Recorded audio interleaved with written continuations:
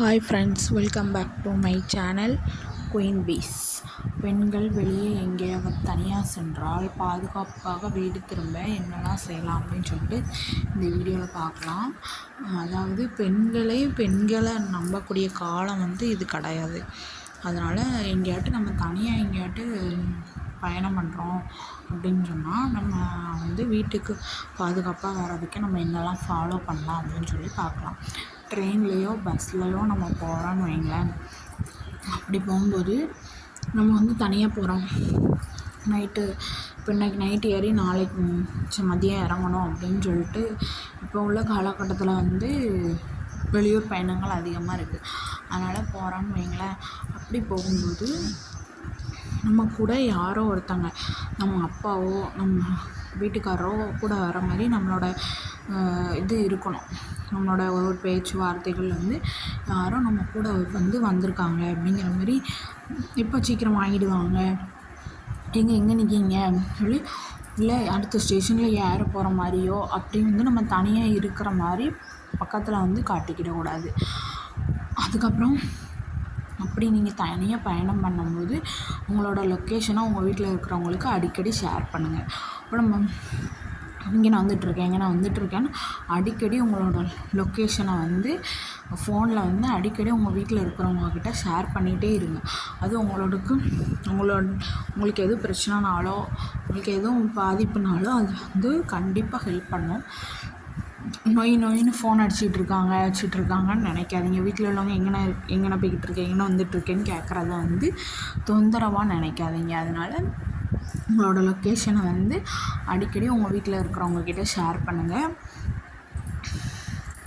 அப்புறம் பெண்கள் எல்லார் ஃபோன்லேயும் காவலன் SOSன்னு ஒரு ஆப் இருக்குது. அதை டவுன்லோட் பண்ணி வச்சுக்கோங்க. ஒரு காவலன் SOSன்னு ஒரு ஆப் இருக்குது. அதை டவுன்லோட் பண்ணி வச்சுட்டு அதில் அக்சசிபிலிட்டி கேப், நம்மளுக்கு ஏதாட்டும் ஒரு எமர்ஜென்சினா கேமரா, ஃபோன், அந்த மைக்ரோஃபோன் எல்லாமே ஆன் ஆகும். அந்த ஆப்பை பற்றி நான் இன்னொரு தெளிவான ஒரு வீடியோ போடுறேன்.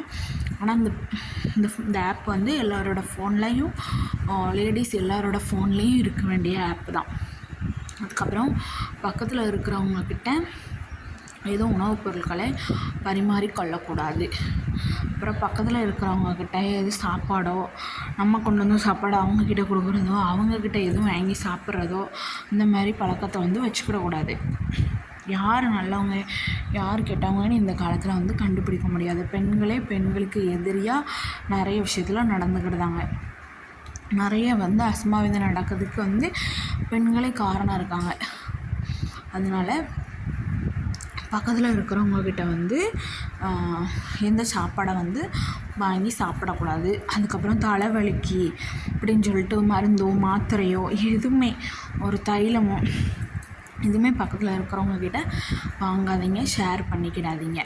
அதுக்கப்புறம் பக்கத்தில் இருக்கிறவங்கக்கிட்ட நம்மளை பற்றின விஷயத்தை பகிர்ந்து கொள்ளக்கூடாது. நம்மளை பற்றி அவங்க கூட பிறந்தவங்க எத்தனை பேர், எந்த ஊரில் கல்யாணம் பண்ணி கொடுத்துருக்கு, உங்கள் வீட்டுக்காரர் என்ன வேலை பார்க்காரு, இந்த மாதிரி விஷயங்களை பர்சனலாக கேட்பாங்க நம்மளை பற்றி. இப்போ எங்கேருந்து வரீங்க, எதுக்காக போகிறீங்க, உங்கள் கூட யார் வந்திருக்கா, நீங்கள் எங்கே இறங்கணும், நாங்கள் எங்கே இறங்கணும், எதுக்காக போகிறோம், கோயிலுக்கு சாமி அப்படி இப்படின்னு, கோயிலுக்கு சாமி கும்பிட போகிறோம் அப்படி இப்படின்னு நிறைய பேர் நம்ம வாயை தொலைப்பாங்க. நம்ம மனசில் உள்ளதெல்லாம் பிடுங்குவாங்க. அப்படி சொல்லக்கூடாது. நான் இங்கே போகிறேன், இந்த இடத்துக்கு போகிறேங்கிறதையே நம்ம வெளியில் சொல்லவே கூடாது. அதுக்கப்புறம் பக்கத்தில் இருக்கிறவங்கக்கிட்ட நம்ம இறங்க போகிற இடத்தையும் பற்றி பேசக்கூடாது, நம்ம எதுக்காக போகிறோங்கிற விஷயத்தையும் பற்றி பேசக்கூடாது. அப்புறம் நம்மளோட பர்சனல் எத்தனை பிள்ளைங்க, அந்த மாதிரி எதை பற்றியுமே அவங்கக்கிட்ட பேசக்கூடாது. அதுக்கப்புறம் நம்ம ஒரு வேளை இறங்கிட்டோன்னு வைங்களேன், நம்மளை சந்தேகப்படுற மாதிரி ஏதாவது ஒரு நபர் எனக்கு சந்தேகப்படுற மாதிரி இருக்காங்க அப்படின்னு சொன்னால், நம்மளை பிக்கப் பண்ண யாரோ ஒருத்தவங்க நம்மளுக்கு வெயிட் பண்ணுற மாதிரி நம்ம காட்டிக்கணும் நம்ம இறங்குற இடத்துல. அதுக்கப்புறம் நம்ம இறங்கி கொஞ்சம் தூரம் நம்மளுக்கு நடக்க வேண்டிய சூழ்நிலை இருக்கும். அப்படி நம்ம நடந்தாலுமே நம்ம ஃபோனில் பக்கத்தில் போலீஸ் ஸ்டேஷன் எங்கே இருக்குது அப்படி சொல்லி நம்ம பார்த்துக்கிட்டே தான் போகணும்.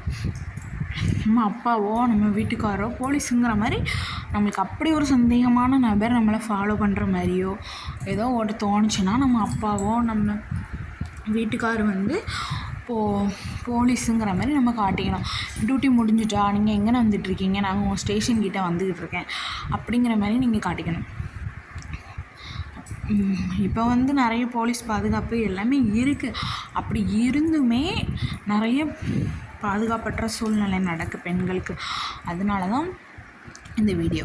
அதுக்கப்புறம் அதே மாதிரி நீங்கள் இறங்கி நடந்து போயிட்டீங்கன்னா உங்களை பிக்கப் பண்ணுறதுக்கோ உங்களை வண்டியில் ஏற்றிட்டு போகிறதுக்கோ யாரோ ஒருத்தவங்க உங்கள் பக்கத்தில் வந்து வெயிட் பண்ணிக்கிட்டு இருக்கிற மாதிரி நீங்கள் ஃபோனில் எடுத்து பேசணும்.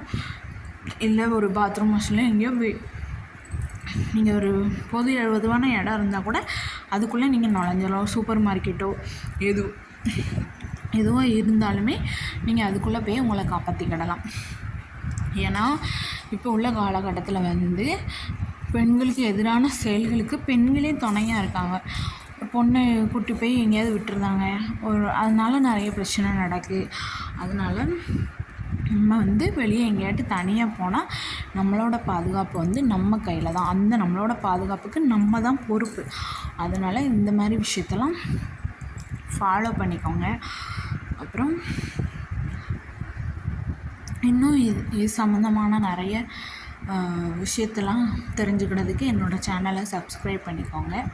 தேங்க்ஸ் ஃபார் வாட்சிங்.